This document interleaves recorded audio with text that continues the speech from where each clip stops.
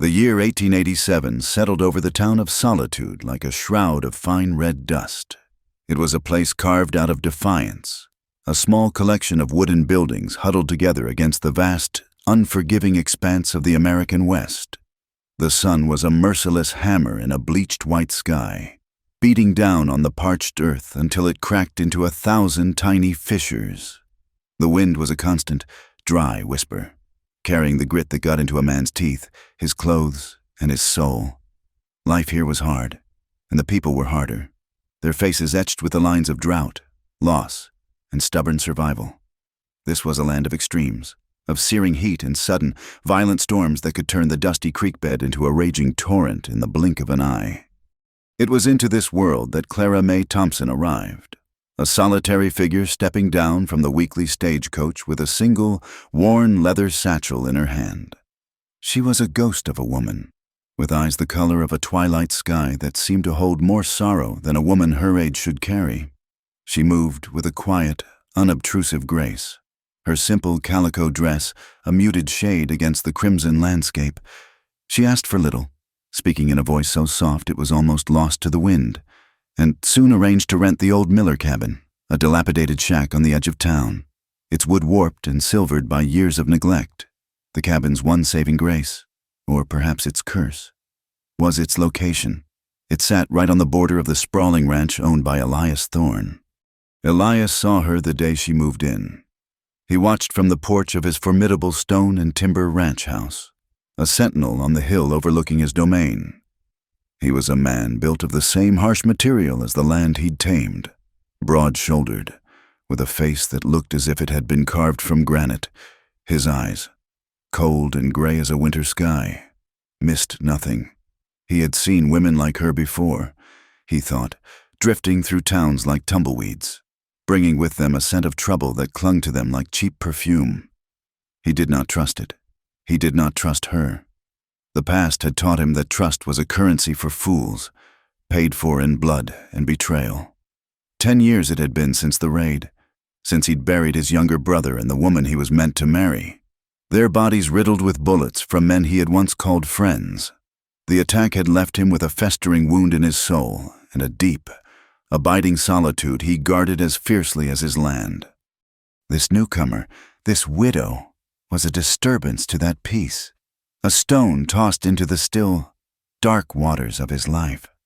Word in Solitude traveled faster than a prairie fire. In the dusty confines of Abernathy's general store, whispers circulated like the flies buzzing over the pickle barrel. Mrs. Gable, the banker's wife, fanned herself languidly while confiding in a hushed, sanctimonious tone that the new widow's husband had been a card sharp, shot dead over a poker game in a saloon 2 territories over. The story painted Clara with a brush of scandal and disrepute. To the pious, hard-working folk of the town, she was a fallen woman, a reminder of the sin and violence that lurked just beyond the thin veneer of their civilization. Some of the men watched her with a speculative gleam in their eyes, while the women watched her with open contempt, pulling their children a little closer when she passed. Elias let the rumors fester for 3 days before he decided to act. He saddled his dark bay stallion, the animal's power a mirror of his own, and rode the short distance to the crumbling cabin. He didn't dismount, casting a long, intimidating shadow over Clara as she knelt in the dirt, attempting to coax a few stubborn weeds from a patch of earth she hoped to turn into a garden. She looked up, shielding her eyes from the sun, her face smudged with dirt. He saw a flicker of fear in her eyes, but it was quickly replaced by a quiet resolve that irritated him. "Ma'am," he said, his voice a low rumble. It was not a greeting, it was a summons. "Mr. Thorne," she replied, her voice steady. "This is a hard place," he stated, his gaze sweeping over her small, frail form and the pathetic cabin. "It chews up the weak and spits out the bones. We have our ways here. We don't take kindly to trouble." Clara rose slowly to her feet, brushing the dirt from her hands. "I have no intention of causing any trouble, sir." "Trouble doesn't always wait for an invitation," he countered, his eyes narrowing. "It follows some people. I'm giving you fair warning. This West is no place for a weak woman. He waited for her to flinch, to cry, to offer a defense. She did none of those things. She simply held his gaze, her twilight eyes unreadable. "I am stronger than I look, Mr. Thorne," she said softly. With that, she turned her back on him and went back to her weeding. A dismissal so profound in its quiet dignity that it left him momentarily speechless. He grunted, turned his horse with a sharp tug of the reins, and rode away, a new and unwelcome anger simmering beneath his cold exterior.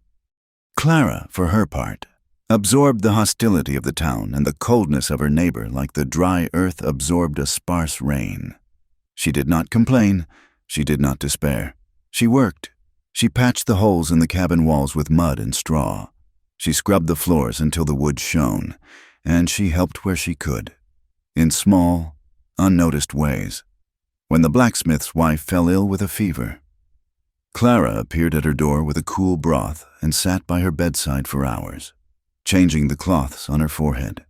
When a farmer's wagon lost a wheel on the main road, she was there with a cup of water and a steadying hand for his crying child while he worked. She asked for nothing in return, and her quiet acts of charity were met with suspicion more often than gratitude. One evening, as dusk bled purple and orange across the horizon, a cry of pain cut through the air. Elias was on his porch, cleaning a rifle, when he heard it. It came from the direction of the general store.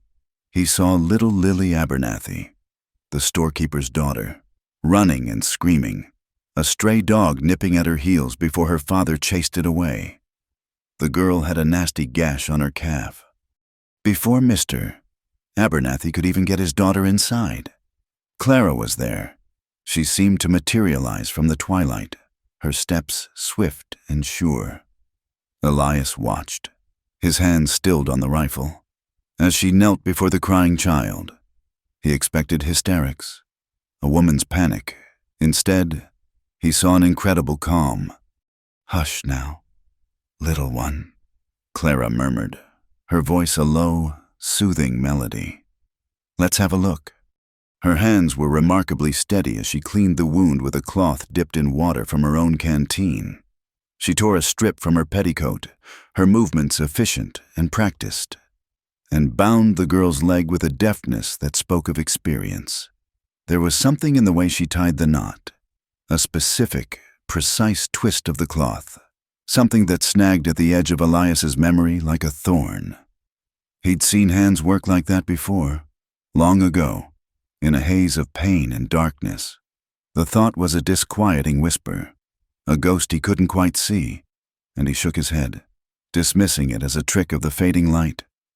A week later, the sky turned the color of a bruise. The wind, once a dry whisper, began to howl, a mournful cry that promised violence. The first storm of the season was rolling in off the plains. Elias secured his livestock, his movements economical and sure, his eyes constantly scanning the horizon. From his porch, he had a clear view of the Miller cabin, and he saw Clara, a tiny, foolish figure, fighting a losing battle against the elements. A section of the cabin's roof, rotten and weak, had been caught by the wind, and it was threatening to tear away completely. He watched her climb onto a rickety crate, hammer in hand, trying to nail the loose shingles back down. The wind whipped her dress around her legs and tore strands of hair from her bun, lashing them across her face. Rain began to fall, first in fat, splattering drops, then in a driving, relentless sheet. Elias stood frozen, a war raging within him. Part of him, the cold, hard part that had kept him alive, told him to leave her. It was her problem. She had been warned. The West was weeding out the weak, just as he'd said. But he couldn't turn away. He saw the image of her kneeling in the dirt, her hands so gentle on the crying child. He heard the echo of a soft voice in a dark, painful memory he refused to fully acknowledge. He saw her stubborn, defiant fragility, and it stirred something in him he had thought long dead. It was an infuriating, unwelcome spark of something. He wouldn't call it compassion. The wind howled louder, and a piece of the roof tore completely free, cartwheeling into the graying darkness. Clara cried out, a small sound swallowed by the storm's fury. As she scrambled to hold the rest of it down, a curse ripped from Elias's throat, raw and sharp as a shard of broken glass. It was not a choice. It was a compulsion, an order that burst from him before he could stop it, his voice a roar that cut through the gale, carrying across the rain-swept distance between them. "Get inside, widow!" The morning after the storm was unnervingly beautiful. The air, scrubbed clean by the rain, smelled of wet earth and sagebrush, and the rising sun set the damp red dust to glittering. Elias Thorne did not appreciate it. He stood on his porch, a mug of black coffee steaming in his hand, and stared at the gash in the widow's roof. His shout from the night before still echoed in his mind. A moment of lost control that chafed at him. A man like him did not get involved. A man like him did not offer aid. Yet, the words had been spoken, an order that now obligated him. He couldn't let the woman live under an open sky like some den animal. It was a matter of principle, or perhaps a flicker of some older, buried code he couldn't entirely ignore. With a heavy sigh that turned to a white plume in the cool air, he finished his coffee, left the mug on the railing, and went to his barn. He returned not with a greeting, but with a wagon loaded with fresh pine boards, a box of nails, and his tools. He didn't ask permission. He simply unloaded the materials near her cabin, the thud of the timber a stark announcement of his intentions. Clara emerged from her doorway, her face pale, her hair still damp from the storm. She watched him for a moment, her hands clasped in front of her. "Mr. Thorne," she began, "you don't have to—" "A job half done is an invitation to ruin." He cut her off, his voice flat and devoid of warmth. "I won't have a collapsing shack on my property line. It's an eyesore." He worked with a grim, focused intensity, tearing away the rotten wood and measuring the new boards with precise, angry movements. He refused her offers of water and ignored her attempts at conversation. He expected her to retreat inside, cowed by his coldness, but she didn't. Instead, she quietly gathered the splintered, useless scraps of old wood, stacking them neatly to be used as kindling. She worked alongside him in a silent, parallel dance, her presence a constant, unnerving counterpoint to his solitude. By midday, the roof was patched, stronger than it had ever been. He packed his tools without a word, and as he turned to leave, she spoke. "Thank you, Elias," she said, using his first name for the first time. The sound of it on her lips was strangely intimate. He merely grunted in response, not turning around as he walked away. The wall around his heart rebuilt, brick by heavy brick. In the weeks that followed, Clara began to weave her quiet existence into the harsh fabric of solitude.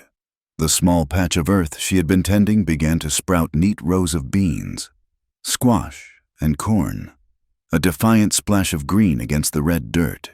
When she wasn't in her garden, she sat on her small porch, a needle and thread moving rhythmically in her capable hands. She wasn't sewing for herself. She was mending the torn trousers of the baker's son, patching the threadbare dress of a dirt farmer's daughter, asking for nothing in return but a shy smile. Her charity, however, was viewed through a lens of suspicion by some, making herself indispensable. "Isn't she, Mrs.?" Gable remarked one afternoon in the general store, her voice dripping with venomous sweetness. "That's how a widow like that gets by, batting her eyelashes and mending shirts until some poor man forgets he has a wife and home." The other women nodded in agreement, their whispers following Clara like a plague, branding her the charming widow, a woman whose kindness was just a tool to ensnare a man. Elias was not immune to the town's gossip, but he was a man who trusted his own eyes above all else, and his eyes kept finding Clara. He'd be riding his fence line and see her patiently showing a child how to properly weed a garden row. He'd be in town and see her give the last of her bread to an old prospector down on his luck. He told himself it was an act, a clever performance. But the consistency of it began to wear on his certainty. One evening, he was tracking a stray calf near the ridge that separated their properties. The sun was setting, painting the sky in fiery strokes of orange and violet. He saw her standing there, a lone silhouette against the dying light, looking out over the vast, empty plains. The ever-present wind molded her simple dress to her form and played with the loose strands of her hair. It was not a performance. There was no one else to see. Her shoulders were slumped slightly, and her face, when she turned it just so into the light, was etched with a profound and timeless sorrow. And in that moment, it hit him again. Not a memory, but the echo of one, that look, those eyes, swimming in a grief so deep it seemed to anchor her to the earth. He had seen that exact expression before, in another time, another place, through a fog of searing pain. The feeling was so strong it made him physically recoil, his hand tightening on the reins of his horse. The calf was forgotten. He turned and rode back to his house. The image of her sad face burned into his mind. A few nights later, a soft knock came at his door. He opened it to find Clara standing on his porch, the glow from his oil lamp casting a warm light on her face. She held a small, cloth-wrapped bundle in her hands. "I won't keep you," she said quickly, as if expecting him to slam the door. "This is just for the roof. I baked some bread." He stared at the offering, then at her. His first instinct was to refuse it, to sever this fragile, unwanted connection. But the aroma of fresh yeast and honey reached him, a scent of warmth and domesticity that was utterly foreign in his stark, lonely house. Before he could stop himself, he stood aside. "Come in," he heard himself say. The inside of his house was as severe as the man himself. Heavy, dark furniture, bare wooden floors, and a stone fireplace. The only softness came from the flickering lamplight. She placed the bread on his table and turned to leave, but he motioned to a chair. "Stay," he commanded, the words softer than he intended. "It's a cold night." They sat in an awkward silence for a long time, the only sound the ticking of a mantel clock. He broke off a piece of the bread. It was warm, soft, and unbelievably good. A genuine, unbidden smile touched his lips for the first time in what felt like a decade. "It's good," he said, the admission costing him something. She returned the smile, a small, tentative thing that transformed her face, chasing away the shadows. "My mother taught me." They began to talk, their conversation hesitant at first, then flowing more easily in the confidential darkness. He asked about where she was from, and she spoke of a farm to the east, of green hills and plentiful rain, her voice tinged with a nostalgia that was almost painful to hear. And then, somehow, he found himself talking. He told her about the ranch, about his father who had built it, and about his younger brother, Samuel, who was supposed to have built it with him. "He was killed," Elias said, his voice dropping, the words coming out rough and uneven, as if torn from a place deep inside him. 10 years ago, an ambush on the North Trail. He and another." Clara leaned forward, her hands clasped on the table. The lamplight caught the sudden, intense focus in her eyes. "An ambush?" she asked, her voice barely a whisper. "Who were the men? What happened exactly?" Her questions were too specific, her gaze too piercing. It wasn't the gentle sympathy of a stranger. It felt like an interrogation. A chill went down Elias's spine. "Just raiders," he said gruffly, shutting the door on the memory. It was a long time ago. He saw her expression fall, her eyes clouding over with that familiar, profound sadness, and he felt a sudden, fierce need to be alone. The fragile peace of their evening was shattered the following week with the arrival of 5 strangers. They were hard-looking men, their faces unshaven, their eyes cold and empty. They rode into town not like settlers, but like wolves sniffing out a sheepfold, their hands never far from the pistols strapped to their hips. The town grew quiet and watchful. Doors were bolted earlier. Parents kept their children close. Elias saw them watching Clara's cabin from the saloon. A cold knot of dread formed in his stomach. He rode over immediately, his face a thundercloud. "There are dangerous men in town," he said, his voice low and urgent. "Bolt your door. Do not open it for any reason. Do you understand me?" She nodded, her eyes wide with a fear he was glad to see. He thought she had listened, but Clara's compassion was a force more powerful than her fear. Later that day, from her window, she saw one of the drifters shove old Jacob, a farmer whose mind had started to wander, sending him sprawling into the street. Jacob cried out, clutching an arm that was clearly broken or dislocated. The drifter just laughed and walked away. That night, long after the moon had risen, Elias was riding the perimeter of his land when he saw a flicker of movement near her cabin. He watched, hidden in the shadows, as Clara, cloaked in darkness, slipped out of her house carrying a small bundle. His blood ran cold. He assumed she was meeting one of them, that her kindness was a mask for foolishness or something worse. He followed at a distance as she crept not towards the saloon, but to the small hovel where old Jacob lived alone.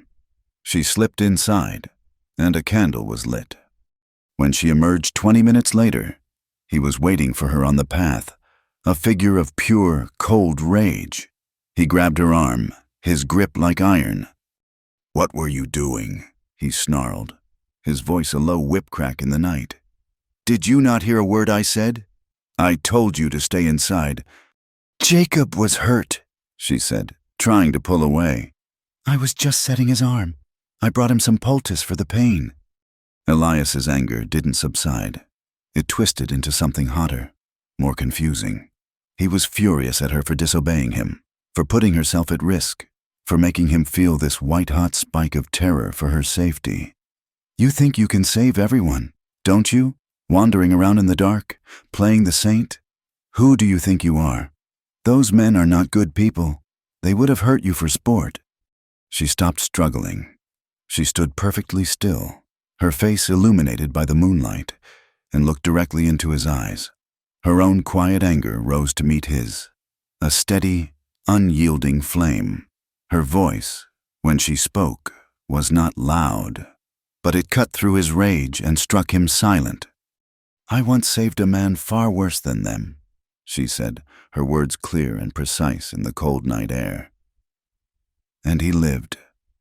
The rain that had broken the roof did not return. The sky clamped down on solitude, a vast, empty bowl of searing blue, and the sun became a tyrant. Weeks bled into a month, and the land grew brittle. The vibrant red dust faded to a pale, lifeless tan. The creek dried up, its bed a scabby wound of cracked mud and bleached stones. The grass on the plains turned the color of old bones, and the cattle grew thin, their ribs showing like the hoops on a barrel. A long, merciless drought had its teeth in the land, and it was not letting go.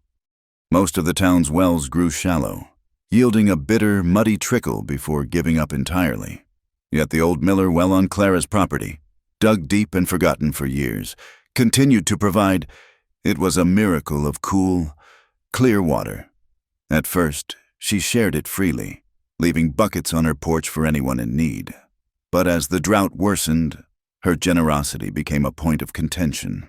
The larger ranchers, like Jeb Sterling, a man whose heart was as barren as his overgrazed land, grew resentful. They had their own wells, but they were rationing, saving what they had for their valuable herds. They saw Clara's charity to the town's poorer families, the dirt farmers and the prospectors, as a foolish waste of a precious resource. "She's giving it away to drifters and layabouts," Sterling complained loudly in the saloon. "While our stock is dying of thirst, that well should be for those who know how to use it." Elias heard the talk. He saw Sterling's men riding the line near Clara's property more often than was necessary, their eyes lingering on her cabin.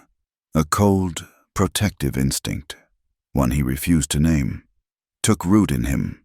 He began to ride his own patrols at night, keeping to the shadows of the bluffs, his rifle resting across his saddle. He told himself he was merely protecting his own border, That trouble at her place would inevitably spill onto his, but he knew it was a lie. He was watching over her. From his silent vigils, he saw things he wasn't meant to see. He saw the toll the town's hostility took on her, but it was the nights that revealed the most. One evening, when the moon was a sliver of bone in a black sky, he saw the soft glow of a single candle in her window. He dismounted, creeping closer through the dry brush until he could see inside. Clara was on her knees, her back to the window, her head bowed. She wasn't praying for rain, or for herself. Her shoulders were shaking with silent sobs, and her hands were clasped so tightly her knuckles were white. She was praying for someone lost, grieving with a depth of sorrow that seemed to fill the small, sparse room. The sight was intensely private, and he felt like a trespasser on holy ground. He backed away quietly, the image of her solitary grief a new and troubling piece of the puzzle she represented. Who was this woman who mended the clothes of children and wept for ghosts in the dead of night? The confrontation he'd been fearing came on a blistering afternoon. Clara had gone to the dry creek bed to gather smooth, flat stones to edge her wilting garden. It was a quiet, isolated spot, shielded from the town by a small rise. Elias was checking a spring on his own property a quarter-mile away, his heart sinking when he found it had dried to nothing more than a damp patch of mud. He was about to turn back when he heard a shout, a woman's cry, sharp with fear, cut short. It was her. He didn't think, he reacted.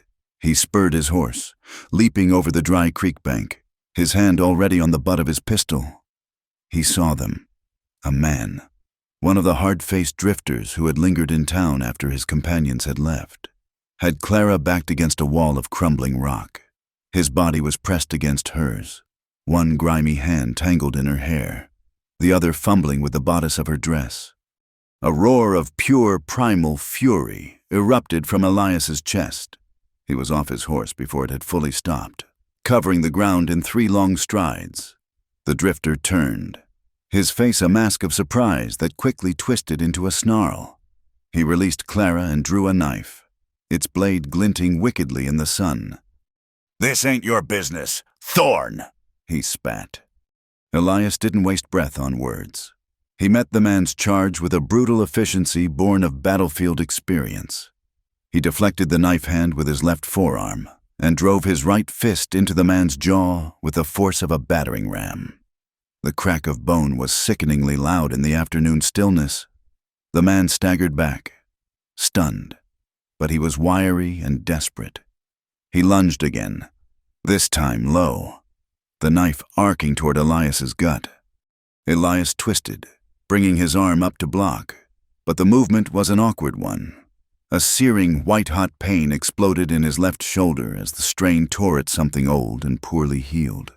The world grayed out for a second, but he pushed through it. He brought his knee up hard into the man's stomach, and as the drifter doubled over, gasping for air, Elias brought the barrel of his pistol down on the back of his head. The man collapsed in a heap and did not move. Elias stood there, panting, the adrenaline slowly draining away, leaving behind the throbbing, agonizing pain in his shoulder. Blood was already soaking through his shirt. He looked at Clara.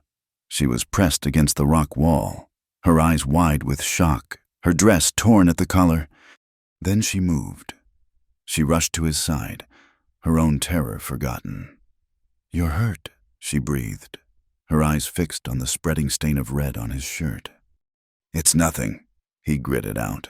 But even as he said it, a wave of dizziness washed over him, and he had to brace a hand against the rock to stay upright. "No," she said, her voice firm, taking charge. "Come with me, now." She took his good arm and half led, half supported him the short distance to her cabin. The world was beginning to swim at the edges, and he leaned on her more than he would ever admit. Inside, the cabin was cool and dim. She guided him to the single wooden chair by the table. "Take off your shirt," she commanded, already turning to a basin with her water bucket. With his good hand, he fumbled with the buttons, his fingers clumsy. The pain was a blinding sheet of fire. Giving up, He simply gripped the fabric and tore it open. Clara returned with a wet cloth and a small box of medical supplies. She knelt before him and gently began to clean the wound. It wasn't a new cut, but the force of the fight had torn open the old scar tissue, and it was bleeding freely. She worked with the same calm, practiced efficiency he had seen her use on the Abernathy girl. Her touch was gentle but firm, her movements economical. As she cleaned away the fresh blood, the old scar was revealed, a thick, puckered ridge of flesh that ran from his collarbone across the top of his shoulder. It was an ugly, permanent reminder of the ambush that had taken his brother. He watched her face in the dim light, her brow furrowed in concentration. She paused, her cloth hovering over the wound. She seemed to be staring at something. Following her gaze, he looked down at his own shoulder. He saw the angry, reopened wound, and beneath it, the faint, pale lines of the old stitches, like railroad tracks across his skin. He had never paid them much mind before. They were just a part of the scar. But Clara was staring at the very end of the scar. Near his collarbone, there, almost invisible with age, was a tiny, distinctive mark in the pattern of the stitches. It wasn't a simple knot. It was a small, looped cross-stitch, a little flourish at the end of the crude line of sutures, a signature, a mark his mother had taught his sister to use when mending their clothes, to make the seam stronger. He hadn't seen it in 10 years. He hadn't thought of it in 10 years. He had been half delirious with pain and blood loss at the time, drifting in and out of consciousness in a dark root cellar, a young girl with twilight eyes working over him with a needle and thread. The world tilted. The air left his lungs in a silent rush. He looked from the tiny, looped stitch on his skin to the woman kneeling before him, her face a pale oval in the gloom, her eyes the color of a twilight sky. The ghost of a memory became a flesh and blood certainty. The disconnected feelings of familiarity, the snag at his memory when he saw her hands work, her intense questions about the ambush, it all slammed into place with the force of a physical blow. His voice, when he finally found it, was a raw, trembling whisper. "Is it you?" Clara froze. Her hand, holding the cloth, trembled violently. She did not look up. She did not speak. The silence in the cabin was absolute, broken only by the sound of a single drop of water falling from the cloth onto the wooden floor. Then, slowly, as if it were the heaviest thing in the world, she raised her other hand, her fingers, shaking, reached out and gently, reverently, touched the old, faded stitch mark on his shoulder. It was not an answer. It was a confession. The confirmation ripped through Elias like a lightning strike. He flinched back as if he'd been burned, pulling his shoulder away from her touch, a decade of confusion, of a blank space in his memory that he could never fill, of a debt he could never repay to a nameless girl, coalesced into a storm of bewildered fury. He surged to his feet, his mind reeling, the pain in his shoulder forgotten. "Why?" he roared, the sound exploding in the small cabin, a cry of anguish and betrayal. "Why didn't you say anything?" Clara finally looked up at him, and her face crumpled. Tears streamed down her cheeks, silent and heartbreaking. "I didn't know you were still alive," she cried, her voice cracking, filled with the agony of her own long-held grief. "I searched for news for years and heard nothing. I thought you were dead. I just wanted to live the rest of my life in peace." He left her cabin like a man fleeing a fire, stumbling into the cold night air with his half-bandaged shoulders screaming in protest and his mind in absolute chaos. Her final, tearful words echoed in his head, a confession that shattered the foundations of his world. "I didn't know you were still alive." He made it back to his own stark house, the familiar room suddenly feeling alien and strange. He splashed whiskey onto his wound with a shaking hand, the fiery sting a welcome distraction from the inferno in his soul.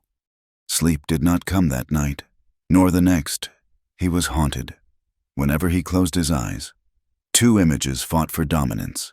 The face of Clara, the widow, her eyes full of a quiet, present sorrow, and the face of a girl, a child ghost from a past he had locked away, her eyes wide with fear and a fierce, impossible strength. For 10 years, he had lived with a blank space in his memory, a dark, feverish chasm between the ambush and the moment he'd been found.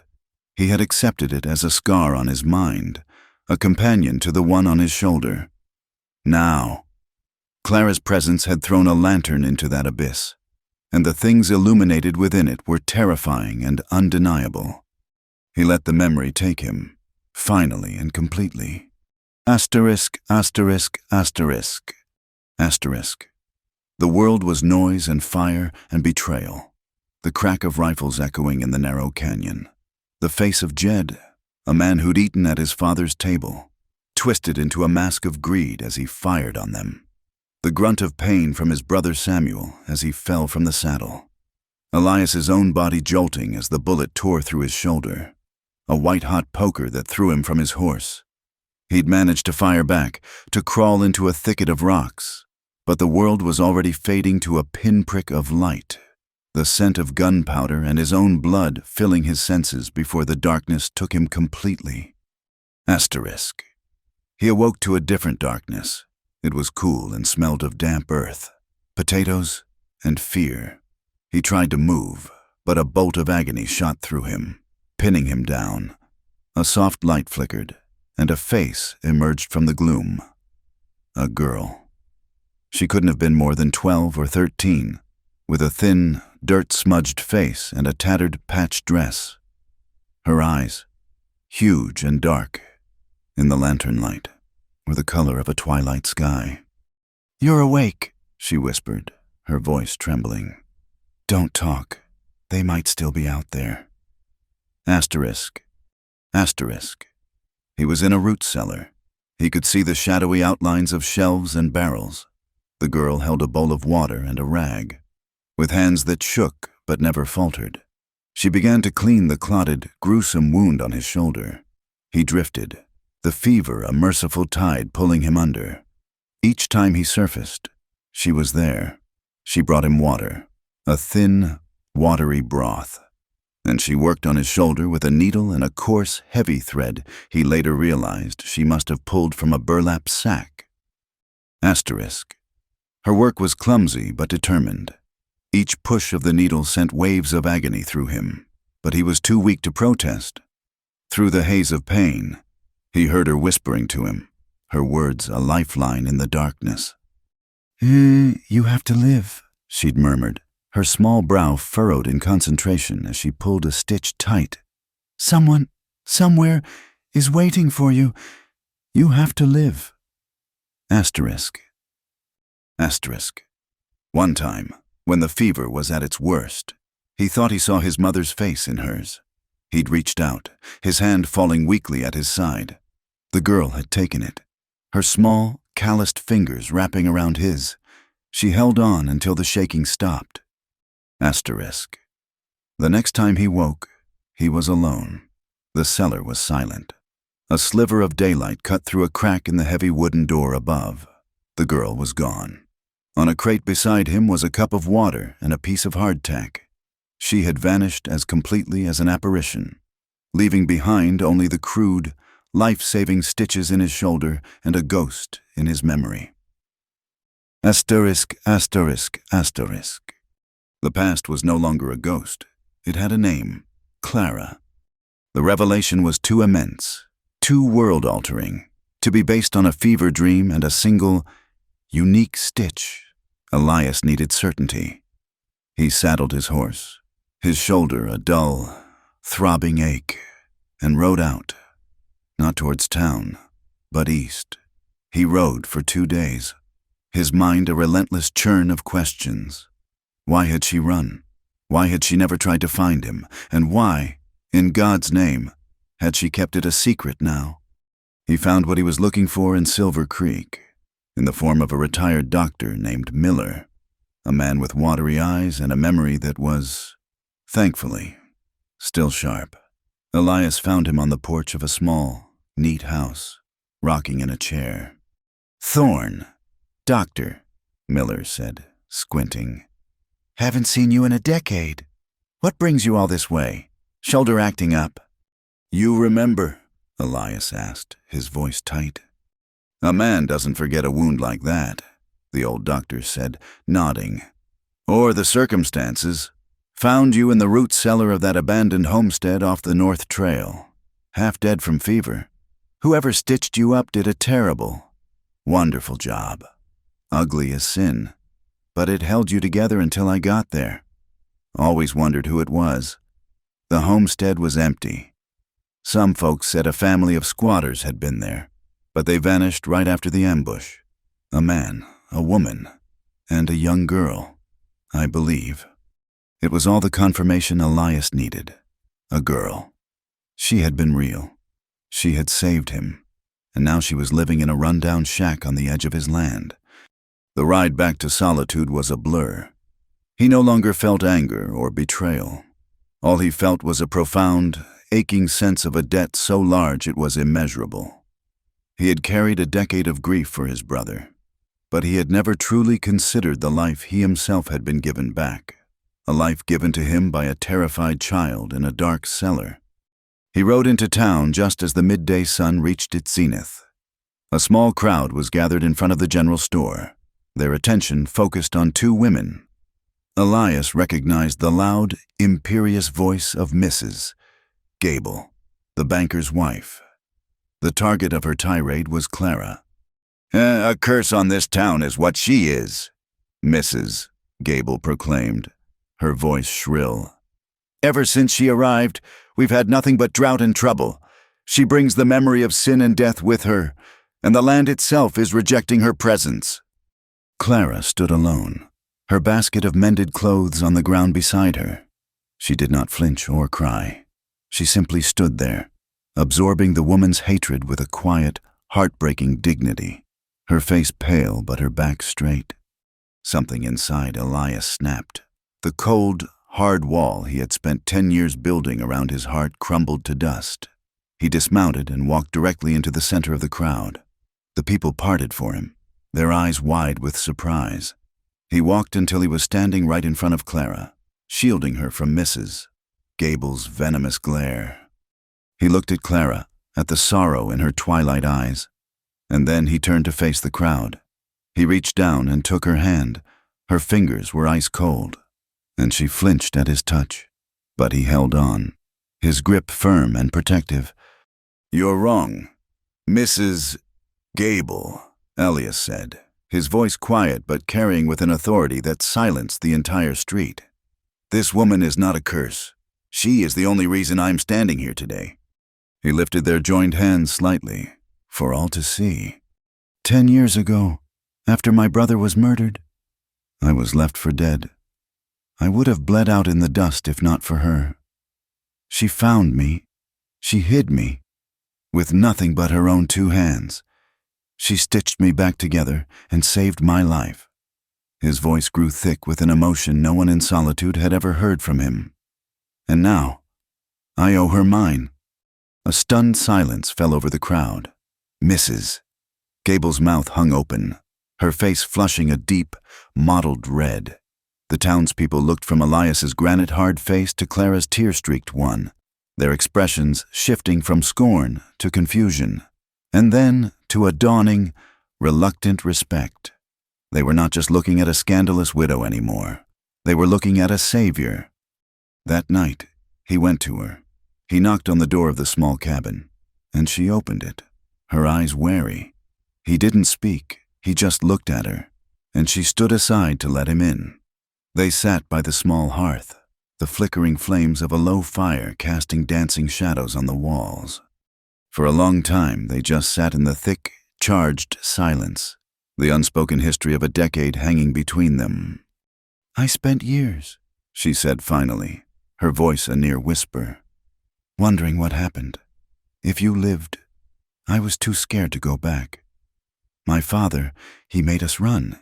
He was afraid the raiders would return. I was empty, he confessed, the words tasting strange in his mouth. After Samuel died, I just hollowed myself out. I didn't think there was anything left to live for. I just kept going because I didn't know how to stop." They talked for hours, sharing the lonely, painful stories of the intervening years. He spoke of his solitude, of the ghosts he lived with. She spoke of a cruel husband, of loss, and of a desperate, bone-deep yearning for a life of simple peace. With every word, the distance between them shrank until they were two solitary souls huddled together for warmth against the cold, dark night.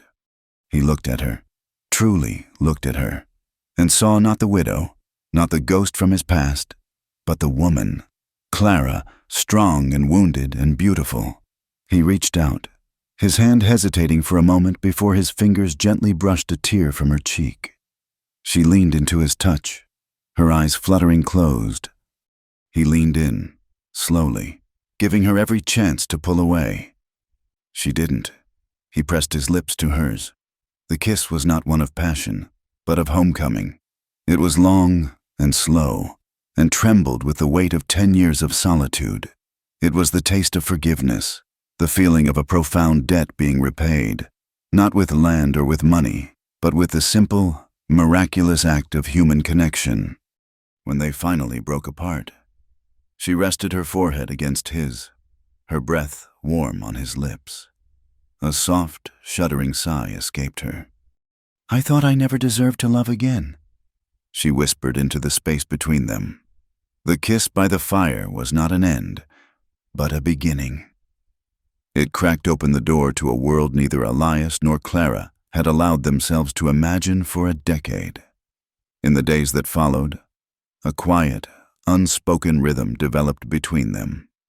His ranch house on the hill remained his base of operations, but his life now orbited her small cabin. He would leave at dawn to work his land, but as dusk began to settle, his horse would invariably be seen making its way down the slope. They began to live as husband and wife in all but name. They shared meals at her small wooden table, the silence between them no longer awkward, but comfortable, filled with the easy communion of two people who understood each other's scars. He would fix the loose hinge on her door or reinforce the fence line around her garden, his large, capable hands bringing order and security to her small piece of the world. She, in turn, would mend the tears in his work shirts, the needle moving with a steady grace, or have a hot meal waiting for him, the scent of stew and fresh bread, a welcome he hadn't realized he'd been starved for.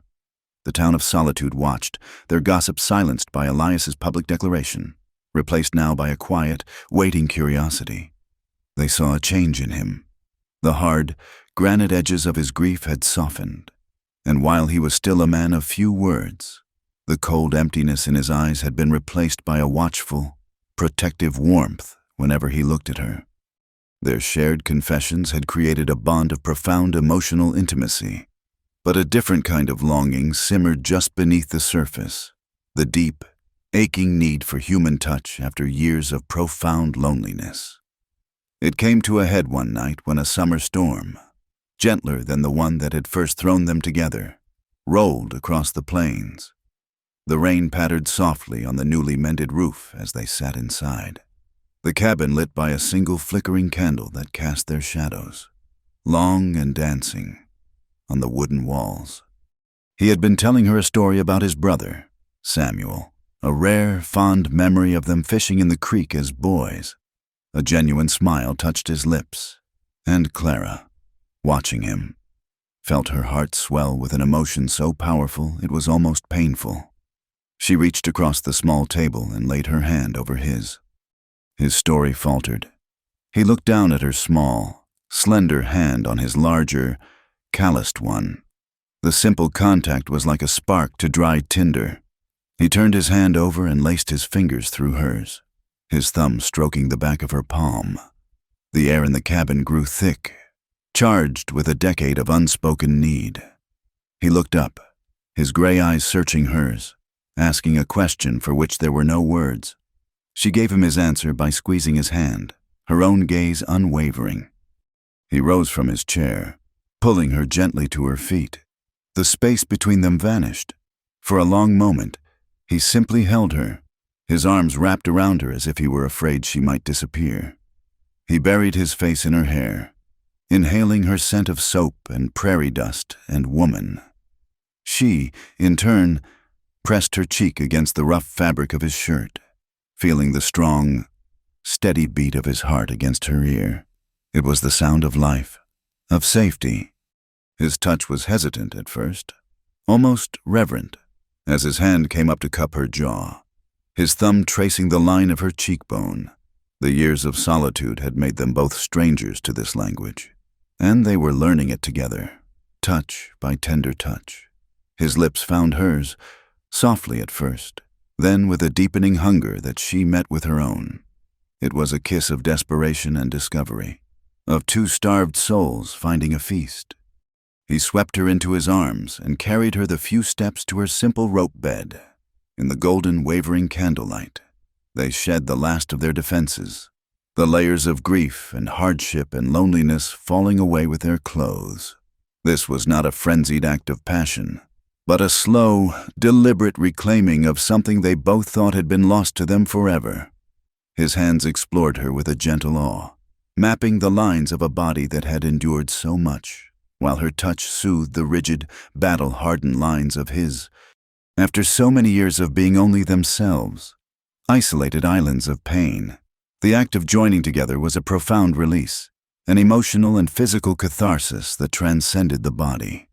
It was a silent vow, a fusion of two broken halves into a fragile, hopeful whole. It was the feeling of coming home after a lifetime in exile. Afterward, as they lay tangled together in the sheets, the rain still whispering outside, Elias held her, his body trembling with the force of his emotions. Clara felt a dampness on her shoulder and realized with a start that he was weeping. They were silent, shuddering tears from a man who had forgotten how. He held her tighter, as if she were the only thing anchoring him to the world. "I don't think I deserve this," he whispered, his voice thick and broken.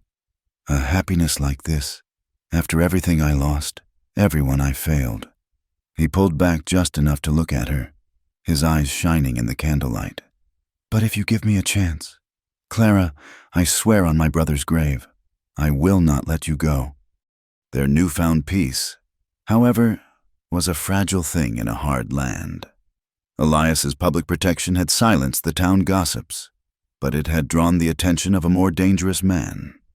Jedediah Brody was a rancher whose ambition was as vast as his sprawling lands. He had long coveted the Miller property, not for its size, but for its deep, reliable well, which had become even more valuable during the drought. He had assumed the poor widow would be easy to scare off. Elias Thorne's involvement was a complication, but Brody was not a man easily deterred. He chose his moment when Elias was in town, negotiating for feed. Brody and two of his hard-faced ranch hands rode up to Clara's fence line. She was on her knees in her garden, tending to her wilting squash plants. "Afternoon, ma'am," Brody said, his voice a folksy drawl that didn't quite mask the menace beneath. He remained on his horse, forcing her to look up at him. "Working hard. I see.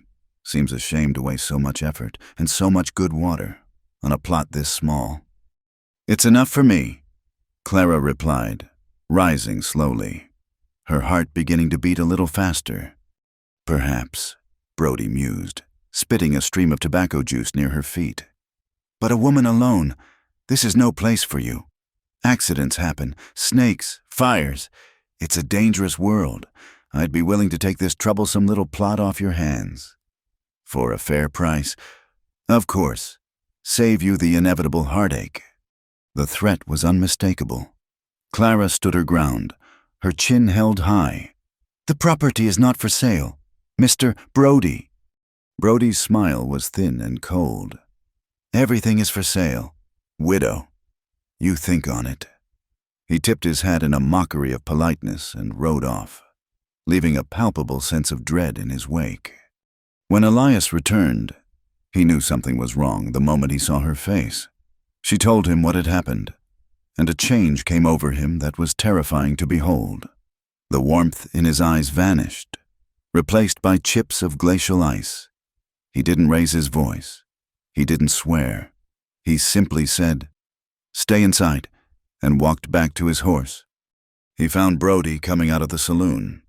Elias dismounted and stood directly in his path. "Brody," he said, his voice dangerously quiet. Brody, flanked by his men, smirked. "Thorne, come to discuss business." "I am the business," Elias stated, taking a step closer, invading Brody's space. "You will not go near her again. You will not speak to her again. You will not look at her property again. That land, and everything on it, is under my protection. If I see you or any of your men within 100 yards of her fence, I will take it as a personal threat, and I will end it." There was no bluster in his words. It was a flat, cold statement of fact, delivered with the chilling certainty of a man who had seen death and was not afraid of it. Brody's smirk faltered. He looked into Elias's eyes and saw no room for negotiation. He saw a predator. After a tense moment, Brody gave a curt nod and pushed his way past, his bravado gone. That night, a sense of peace settled over the cabin, deeper than before. Clara felt safe in a way she had never known, watching Elias as he sat by the fire, his strong profile illuminated by the flames. She allowed herself a dream she had long ago buried. She pictured the cabin with another small room built onto the side. She pictured a child's laughter echoing in the small space. She pictured a family. Her family, his family, their family. Elias must have sensed the shift in her, or perhaps his own heart had led him to the same conclusion. He looked up and met her gaze across the room. "We should get married," he said, his voice calm and certain. "It's the right thing to do. It will give you a legal claim, protect you from men like Brody. It will make us proper." A joyous, simple yes was on the tip of her tongue, but it caught in her throat, choked by the ghosts of her past. A cold fear washed over her, extinguishing the warm glow of her dream. She looked away from him, down at her hands, which were suddenly trembling in her lap. "Clara?" he asked, his voice laced with confusion and a hint of hurt. "I can't," she whispered, the words tasting like ash in her mouth. She finally forced herself to look at him, her eyes pleading for him to understand. "I'm scared. Elias, I'm scared of what you'll think when you know the truth about my late husband." He stood up and crossed the room, kneeling in front of her chair so he could look her in the eyes. He took her trembling hands in his. "The man was a gambler who got himself shot. That's his shame, not yours." "It's more than that," she choked out, a tear finally escaping and tracing a path down her cheek. "It's what he was, what he did." Elias looked at her, at the deep, terrified shame in her eyes, and a sudden, terrible understanding dawned on him. His voice, when he spoke, was softer and gentler than she had ever heard it. He wasn't asking about her honor, or her past, or the town's gossip. He was asking about her pain. "Did he?" he asked, his voice barely a whisper. "Did he hurt you?" Elias's question, spoken with such gentle gravity, hung in the quiet cabin and unlocked the final, rusted door to Clara's past. She took a shuddering breath, the kind one takes before plunging into icy water, and the story she had carried like a poison inside her for years began to pour out. Her voice was a low, pained monotone, as if she were speaking of a stranger.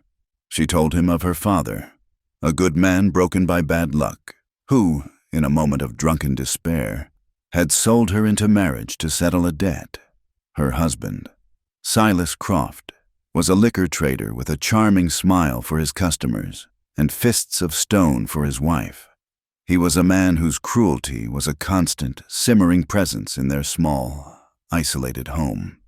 She spoke of the bruises she learned to hide, the spirit she fought to keep from being extinguished, and the suffocating loneliness of being owned by a monster. "He grew tired of me," she whispered, her gaze fixed on a point in the fire, her eyes seeing a past he could only imagine. His business was failing, and he saw me as just another asset to be sold. One night, he brought a customer home, a wealthy man from out of town. He told me what he expected of me. He said a wife's duty was to please her husband in any way he saw fit. She finally looked at Elias, her eyes swimming with a shame that was not hers to bear. I refused. I had endured everything else, but I would not endure that. He became enraged. He grabbed me.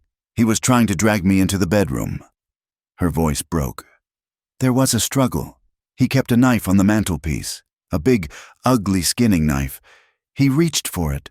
I think he meant to threaten me, to scare me into submission, but he was drunk, and he stumbled. We both fell. She paused, swallowing hard against the memory.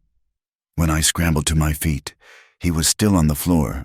The knife, it was beneath him. He had fallen on his own blade. There was so much blood. I ran. I just took a few things and I ran, and I never looked back. The story finished. She sat in trembling silence, awaiting his judgment. She expected disgust, revulsion, perhaps even suspicion. Instead, Elias's face was a mask of cold, quiet fury. A fury directed not at her, but at the ghost of the man who had hurt her. The hand holding hers tightened, his grip a warm, solid anchor in the turbulent sea of her memory. He lifted her hand to his lips and pressed a gentle kiss to her knuckles. Your past doesn't scare me, Clara, he said, his voice a low, fierce rumble. The only thing that scares me is the thought of you leaving. He looked her directly in the eye, his gaze burning with an intensity that healed the old, festering wound of her shame. Don't you ever leave. In that moment, the final barrier between them dissolved. The following day, in a simple act that felt more binding than any formal ceremony, Elias helped her pack her few belongings from the cabin and move them into his large, stone and timber ranch house. Her presence transformed the place. The stark, masculine solitude of the house softened with the addition of her rocking chair by the fire, the scent of baking bread from the kitchen, and the sound of her soft humming as she worked. While some in the town still whispered behind their hands, most now saw them as they were, two solitary people who had found a home in each other. Their peace, however, was short-lived. Jedediah Brody was not a man to be deterred by a public warning. He saw Elias's protection of Clara not as a deterrent, but as a challenge. If he couldn't scare the widow off, he would burn her out. He hired a drifter, a man with vacant eyes and a thirst for whiskey, and gave him simple instructions. The attack came without warning. In the dead of night, they were woken by the frantic whinnying of a horse. Elias was out of bed in an instant, pulling on his trousers as he ran to the window. A horrifying orange glow lit up the sky in the direction of the old Miller cabin, Clara's small stable, where she had kept her recently purchased mare, was engulfed in flames. "Stay here," Elias ordered, grabbing his rifle as he ran for the door. But Clara was right behind him. The stable was her property, the horse inside a creature she had lovingly tended. They reached the clearing to find the small structure fully ablaze, the heat so intense it drove them back. The mare, her eyes white with terror, screamed from within. "The support beam by the door is about to go," Clara cried. Elias didn't hesitate. He handed her the rifle. "If anything comes out of the dark that isn't me or that horse, shoot it," he commanded. He soaked a nearby horse blanket in the water trough and, holding it over his head, plunged into the inferno. Seconds later, he emerged from the smoke, swatting at the sparks on his clothes, pulling the terrified, bucking mare behind him. He got the animal clear just as the main beam of the stable collapsed with a deafening crash, sending a volcanic eruption of sparks into the night sky. He had saved the horse, but he hadn't saved himself. As the beam fell, a heavy, flaming piece of it broke off, striking him across the back and head. He crumpled to the ground without a sound. "Elias!" Clara screamed. Ignoring the heat and the danger, she rushed to his side, dragging him away from the collapsing structure. He was unconscious, a terrible, deep gash on the side of his head, and his back was scorched with angry red burns. The head wound was bleeding profusely, the dark blood pulsing out in a rhythm that terrified her. She pressed her hands to it, but the flow wouldn't stop. Panic, cold and sharp, seized her. She would not lose him. She had not found him again, only to lose him to the flames. Her mind raced, grasping for anything, any remedy she had ever heard of. An image of her grandmother flashed in her mind, a memory of an old folk belief, whispered by the fire on a cold winter's night. Asterisk, a woman's hair, given in sacrifice, can staunch the flow of life's river.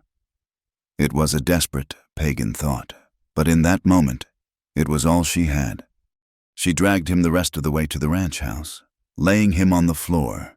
She ran to her sewing basket and grabbed the sharpest pair of scissors she owned.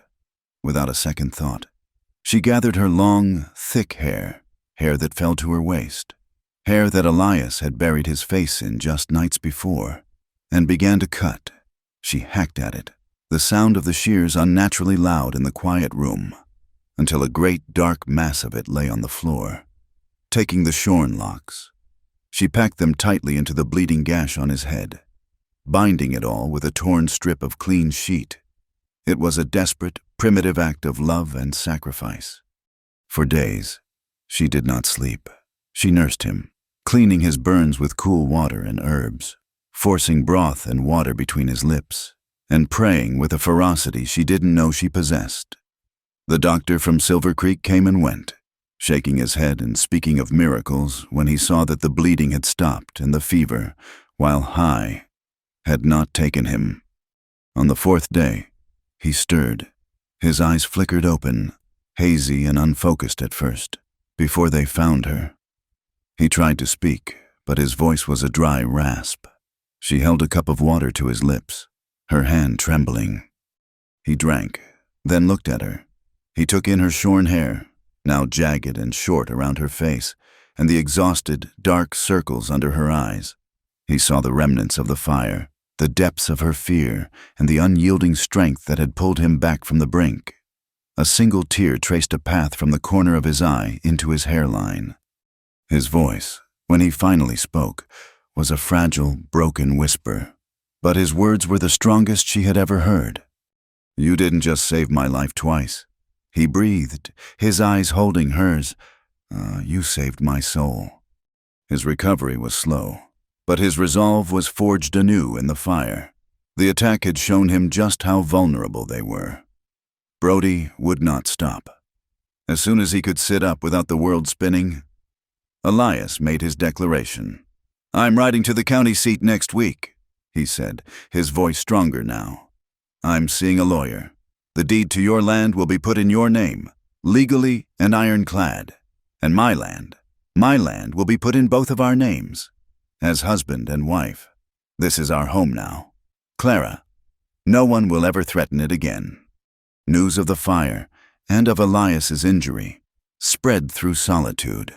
The town that had once scorned Clara now saw her for who she was, the woman who had twice saved the life of Elias Thorne. A few days later, a small delegation, led by a somber Mr. Abernathy, knocked on their door. "Ma'am," Abernathy said, respectfully removing his hat, "the whole town is in your debt, and we were hoping, that is, the children of the poorer families. They have no schooling, no one to teach them their letters. We were wondering if you would consider it, to be our teacher." Clara looked at the faces of the townspeople, at their expressions of hope and respect, and then back at Elias, who was watching her with a look of immense pride. After a lifetime of being overlooked, sold, and shamed, she was finally being seen. "Yes," she said, her voice clear and strong. "I would be honored." They were married on a Sunday, as the sun cast long, gentle shadows across the plains. There was no church, no fancy dress, just the two of them standing on the porch of the ranch house that was now their home. The circuit judge, a man with a kind, weathered face, presided. The entire town of Solitude, it seemed, had come to bear witness, Mr. and Mrs. Abernathy stood as their witnesses, their daughter Lily clutching a small, hand-picked bouquet of prairie wildflowers for Clara. The same townspeople who had once scorned her now looked on with expressions of genuine warmth and respect. Clara wore a simple blue dress, the best one she owned, and her shorn hair was adorned with a single white wildflower. She had never looked more beautiful to Elias. He stood tall beside her, his hand holding hers, a solid, unshakable presence. When the judge pronounced them man and wife, a cheer went up from the small crowd. For the first time, Elias Thorne smiled, a wide, unreserved smile that reached his eyes and transformed his stern face. He leaned down and kissed his bride, not with the trembling uncertainty of their first kiss, but with the deep, quiet confidence of a man who had finally come home. The celebration was simple, lemonade and a cake baked by Mrs. Abernathy, but it was filled with a warmth and acceptance that felt like a benediction. Meanwhile, in the county seat, Jedediah Brody was tasting the bitter dregs of public humiliation. Elias's testimony, backed by the drifter he'd caught and turned over to the sheriff, had been irrefutable. The court had not only dismissed Brody's frivolous claim to the Miller property, but had also levied a heavy fine against him for witness intimidation and arson. Brody had lost land, money, and, most importantly, face. He was a man consumed by a toxic pride, and he could not abide the thought of Elias Thorne winning, of that slip of a widow looking down on him from the comfort of the Thorne ranch. The law had failed him, so he would turn to the law of the gun. He found his instrument in a dark corner of a saloon on the edge of the territory. The man's name was Kane, a hired gun with eyes as dead as a winter snake and a reputation for finishing what he started. Brody didn't want a fire this time. He didn't want a warning. He wanted a widow. He wanted Clara to suffer the same fate she'd brought upon herself before. But this time, he wanted her to watch Elias die first. He paid Kane a hefty sum in gold coin and gave him simple instructions. An ambush, clean and final. A few weeks later, Elias prepared for a 2-day trip to check the northern pastures, a remote part of his land where the grass was still holding out against the drought. Clara felt a familiar, cold knot of dread. The North Trail was the same route where Samuel had been killed. "Be careful," she whispered as she helped him pack his saddlebags. He paused and turned to her, framing her face in his hands. "That was a different time," he said gently. "A different man. I'm not alone anymore. I have something to come home to." He kissed her deeply, a promise of his return.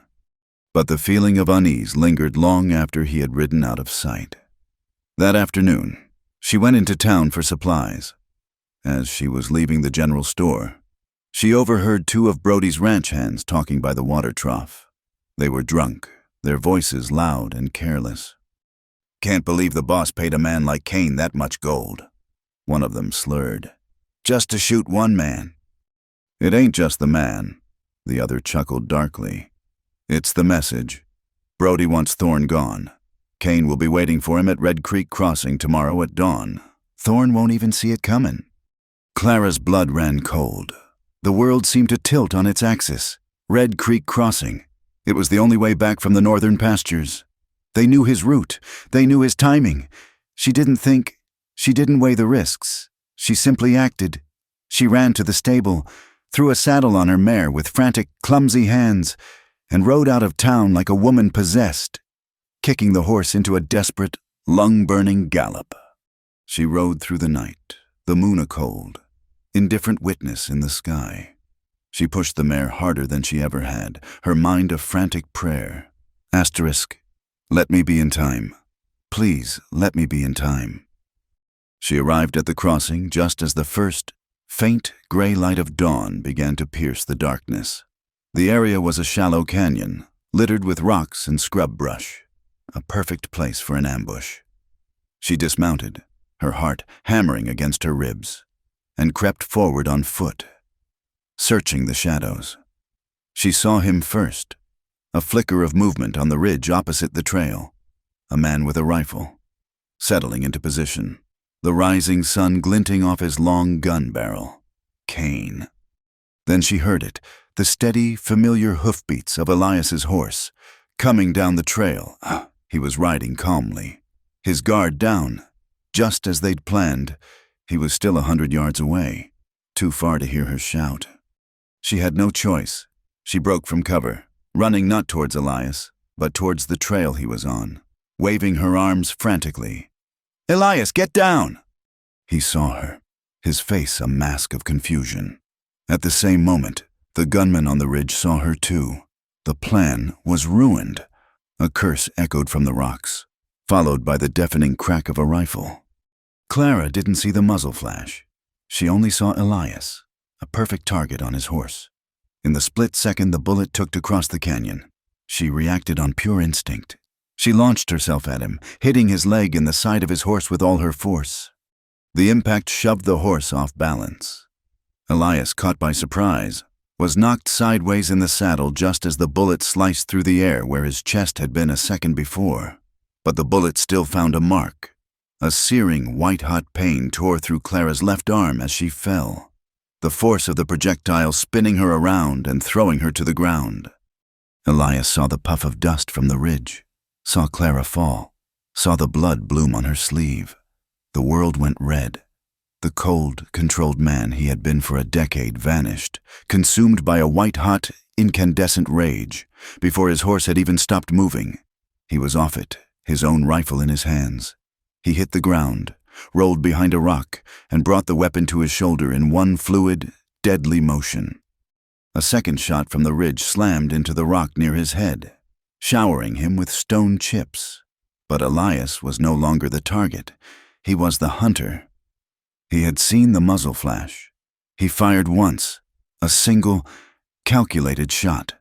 The crack of his rifle was answered by a choked cry from the ridge, and the gunman's weapon clattered against the rocks.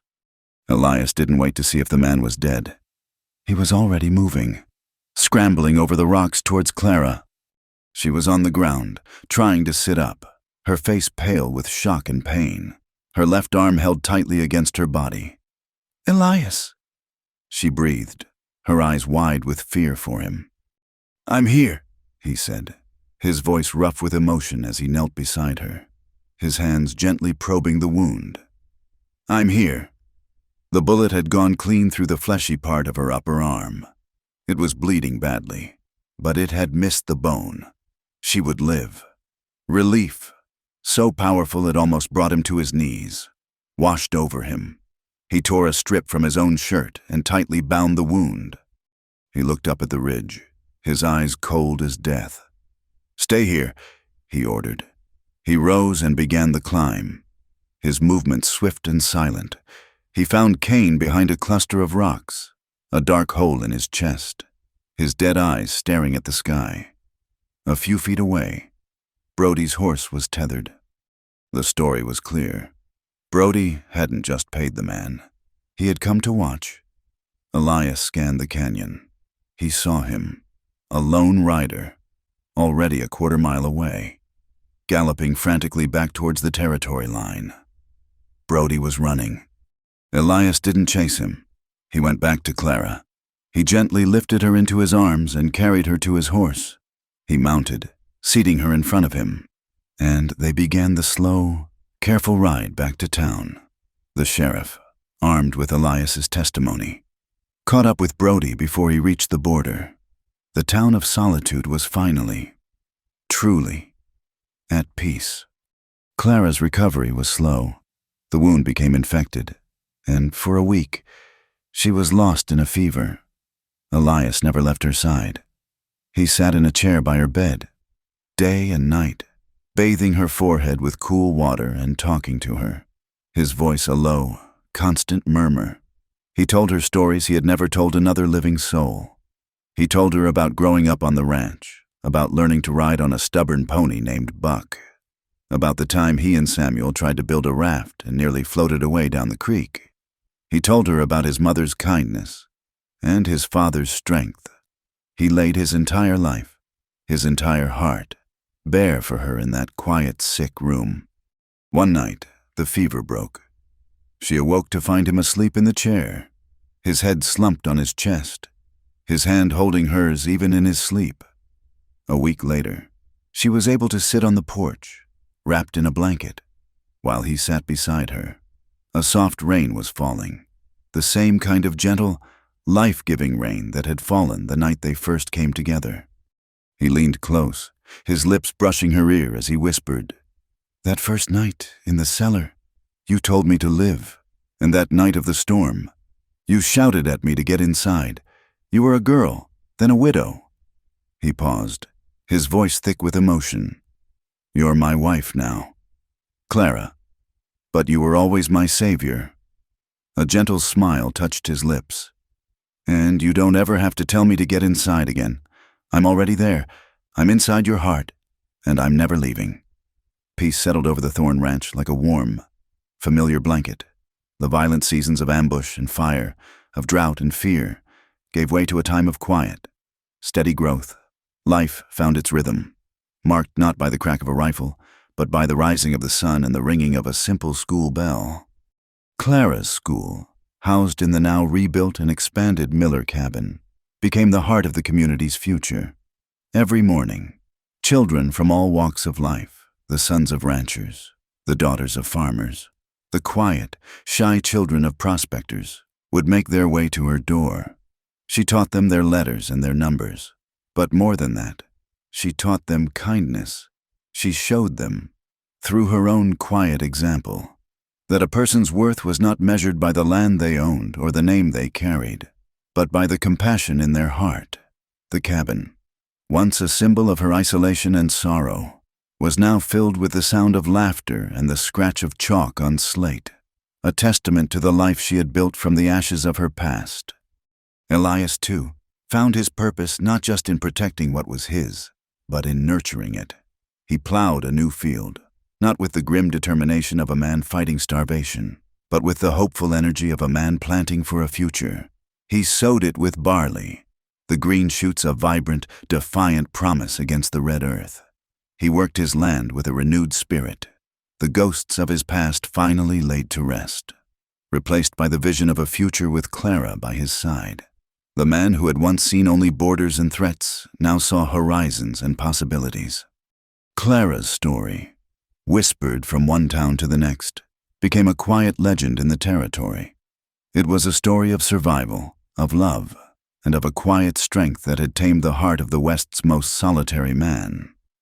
Letters began to arrive, carried by the weekly stagecoach, addressed simply to the school teacher, Solitude.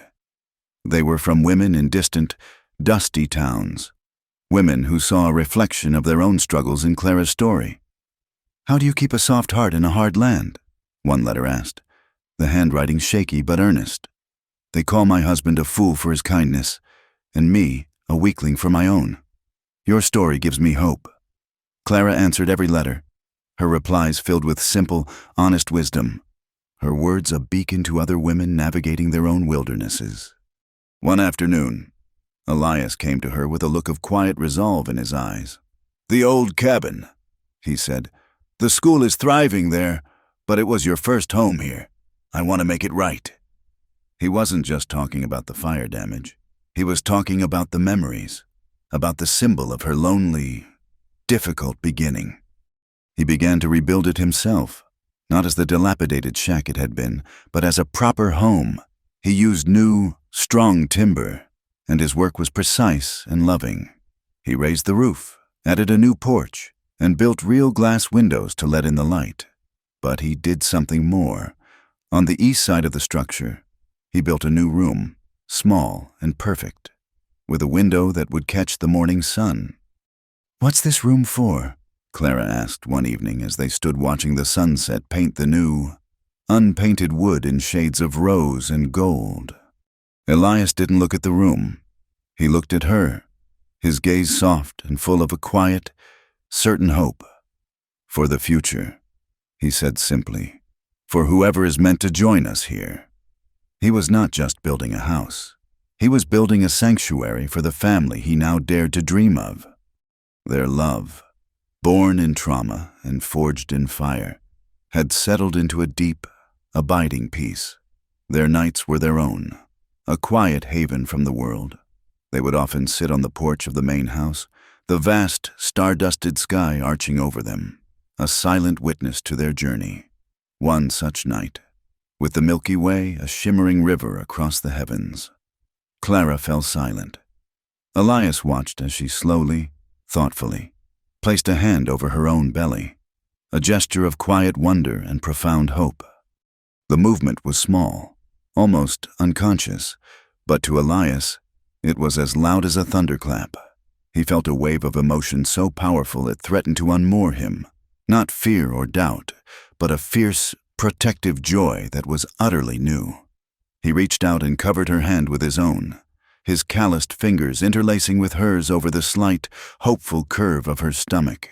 He leaned in, his lips brushing against her temple, his voice a low, reverent whisper against her skin. "If it's a girl," he murmured, "you'll give her a name. Something as beautiful as you." He paused, his thumb stroking the back of her hand. "And if it's a son, I will teach him what it means to be a good man. I'll teach him how to love a woman with the strength and the soul that you have." In that moment, under the endless canopy of stars, the past and the future converged. The memory, the one that had been the seed of their entire story, bloomed in his mind, clearer than ever before. He was no longer just remembering it, he was understanding it. Asterisk. He is in the dark, cool cellar, burning with fever, the world a haze of pain. A young girl, a child with the eyes of an old soul, is leaning over him, her small hands pulling a crude stitch tight in his shoulder. She doesn't know his name. He doesn't know hers. But in that moment, she is the only thing keeping him tethered to the world of the living. She sees the flicker of surrender in his eyes, the temptation to let the darkness take him. She leans closer, her voice a fierce, desperate whisper that cuts through his delirium. "Live," the girl insists, her twilight eyes boring into his. "You have to live. Someone, somewhere, will need you." Asterisk. He had lived, and she had been right. Later that night, long after Elias was asleep, Clara sat at the small writing desk he had built for her. The house was quiet. The only sound the gentle rhythm of her husband's breathing from the other room. By the soft glow of an oil lamp, she opened her journal. She dipped the pen in the inkwell, the scratch of the nib on the paper a small, satisfying sound in the stillness. She paused, looking out the window at the moonlit land, her land, their land. Then she began to write. "I arrived in this place with nothing but a satchel and a name I did not choose. To this town, to the man on the hill, I was simply the widow. A name like a shroud, a definition of what I had lost, not who I was. For so long, I believed that was all I would ever be. A ghost, living in the shadow of a life that was never truly mine. But the West, in its harsh and unforgiving way, holds miracles. It breaks you, but it can also remake you. I was once just a widow, but he looked at me and saw a savior. He looked at me, and he called me by the name of my destiny, his wife." Asterisk. Asterisk, asterisk, asterisk. Thank you for listening to this story from the Wild West campfire. We'd love to know where you're tuning in from. So drop a comment below and let's connect. If you enjoyed this tale, please consider subscribing to our channel and sharing your thoughts on Clara and Elias's journey.